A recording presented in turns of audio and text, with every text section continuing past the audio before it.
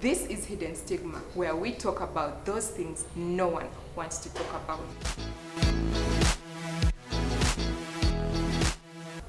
Hello everyone, thank you for joining us again for another episode of Hidden Stigma. My name is Migisha Liz and you're watching this Mind Wellness show on DT in Uganda that is here for you, with you.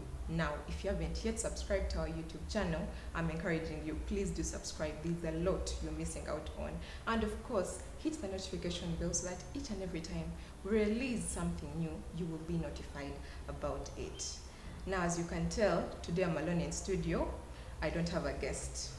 I decided to go personal on this one because what I'm about to share is something I went through that many could have gone through and need to learn about.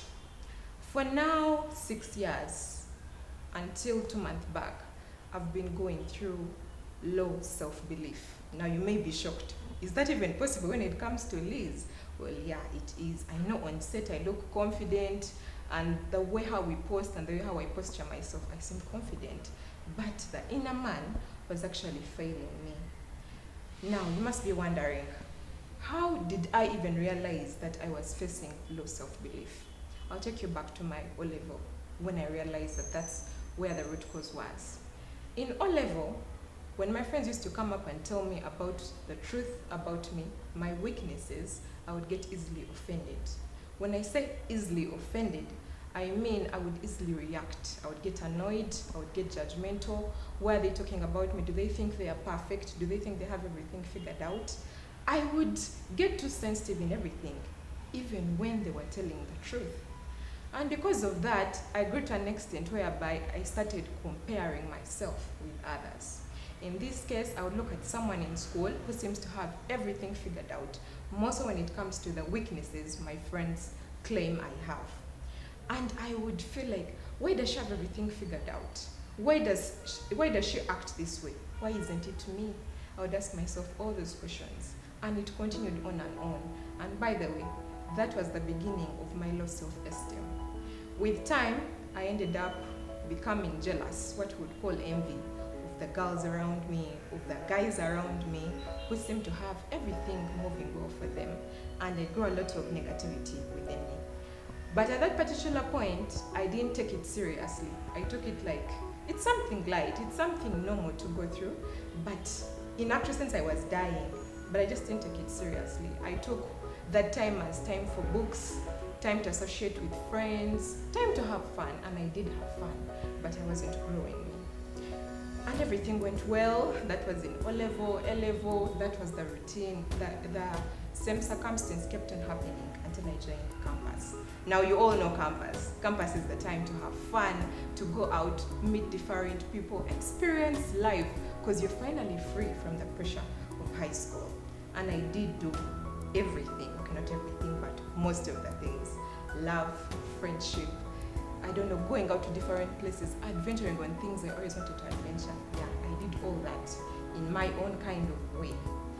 But with time, you see, when you keep on doing these things, you get to realize truth about people. It's like when you hang out with people, you get to know them for who they are. So with time, these people who I felt I was receiving love from, care from, comfort from, who I would go out with, I started having arguments with them over different things. As you know, we get to discover who we truly are. During these arguments, I ended up becoming too sensitive. I felt like they didn't understand me. I felt like they didn't want me to be a better person. They wanted me to be like them. And at a certain point in my life, I found myself trying to be like other people instead of being myself. And I started feeling like my friendships weren't worth it, my family wasn't contributing, even me myself, I thought I was nothing. And this situation continued on and on and on and on and on. I reached a point whereby I felt there was a lot around me that I didn't understand. I would call it an emptiness within me. I felt so empty. I thought I didn't understand me. I didn't understand my friends. I didn't understand my family. I felt like everything was so wrong. The best way I could define that feeling is there was an image playing in my mind. I would call it a video actually. And in that video, I felt like I was in a cage, and inside that cage I had the keys to open it, but I didn't know how to open Now, because of that, I went into depression. This was about late campus time. And I kept on judging myself. And then on top of that, I would go to my social media platform and then I would look at different images of different ladies, different men who have their life figured out, which is nothing wrong. But I would feel like, why isn't this me? Why is it someone else? Why isn't my life turning out like I hoped it to be? Why am I not feeling loved? Why am I not feeling the way how other people claim they feel? And I started crying. And this is what would happen. My depression was actually different. My parents would go to work, my siblings would go to school, and I would remain alone at home, and I would look at myself in the mirror and I felt I wasn't good enough. I would look at the social media, the judgmental thing, and I would start crying. And then after crying, when it's almost time for me to step out, I wipe my tears, dress up, speak to myself like everything is normal, and I go out, and no one knew what I was going through. I solved so many people's problems during that time. I was very available to everyone else except myself. This continued on, and with time, I started developing a low emotion. I was easily angered by what other people said about me. I became so sad during that time. And with time, I lost weight. Nothing seemed to be working out. I reached a point and I realized this wasn't going to take me anywhere because the Liz I envisioned was way better than the Liz I was at the time. And that's when I woke up and realized I need to do something about it. So I decided to go on social media and Google about how to handle low self-esteem, judgmental, all that. When I Googled, I got to learn a lot of things. And one of the things it mentioned was sharing with friends. Then I opened up to one of my close friends. And my close friend helped me a lot to understand what I was going through. And that's when I realized that this thing wasn't actually big. It was me making it big because I didn't learn to deal with it at a very young stage. And another thing I realized was I had weaknesses. And instead of accepting the fact that I had weaknesses, I was being too defensive. I wanted to defend myself all the time. Yet, in fact, I was wrong. And through that, I started learning different ways to cope up with life. I got to see a counselor. My family got involved and they helped me a lot to understand me. And with time, I started practicing healthy habits to learn to accept me, to learn to understand me, and life changed. When I say life changed, whenever someone would now come to me and critique what I'm doing or judge what I'm doing, whether they are right or wrong, I ended up being someone who isn't easily offended. I became now understanding. I wanted to know, oh, so this is what I'm doing wrong. How can I get better? And since then, my life has been different. I won't say that I'm at the top, that I have now high self-esteem, but I'm definitely better than where I used to be. Why have I told you my story? Many of us go through a lot of challenges when it comes to finances, social life, friendship, love life. We all go through different things, but one thing I've realized as people, we don't know how to handle a problem positively.